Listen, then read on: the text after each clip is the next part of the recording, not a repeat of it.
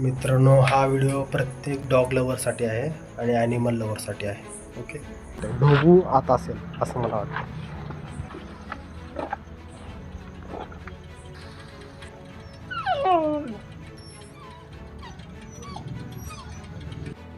करचू, ए करचू, काय बाळा?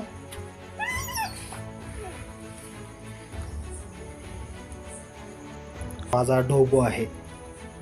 ढोबू, हा ढोबू माझ्यासाठी मुलासारखा आहे. मला काय माहीत नव्हतं वजन कमी करण्यासाठी मी रस्त्याने वॉकिंग करत होतो. हेही माहीत नव्हतं का हा किती वर्षापासून इथे राहतो.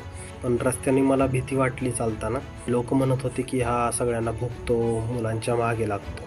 तर यासाठी मी ह्याच्याशी फ्रेंडशिप केलेली आहे आणि विचार नाही केला की ह्याचं नाव काय ठेवावं. फ्रेंडशिप झाली तेव्हा ढोबू नाव ठेवलं.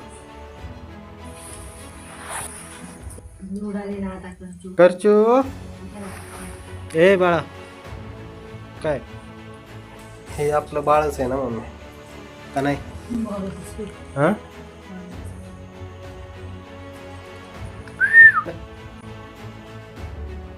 माझा खूप ढोबू माझा प्रामाणिक आहे. मी या घरातून जरी बाहेर गेलो, घरी वडील नसतील, कोणी नसतील, तरी माझी आई घरी असतील. अनोळखी लोकांना माझ्या गेटवरती उभा राहू देतो.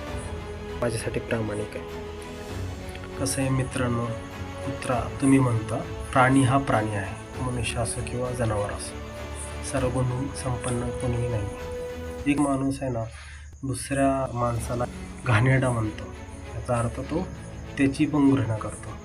तर डॉग लवर म्हणण्यासाठी बोलू नका.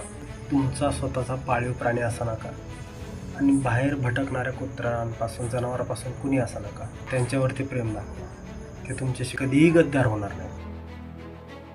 रस्त्यावरती भटकणाऱ्या कुत्र्यांवरती मी प्रेम करतो, म्हणजे प्रत्येक जनावरावरती मी प्रेम करतो. आता हा तर मोठा आहे, एक छोटा पण आहे माझा 2-3 महिन्याचा, करचू नाव ठेवलेला आहे. तोही माझ्यासाठी तेवढाच प्रिय आहे.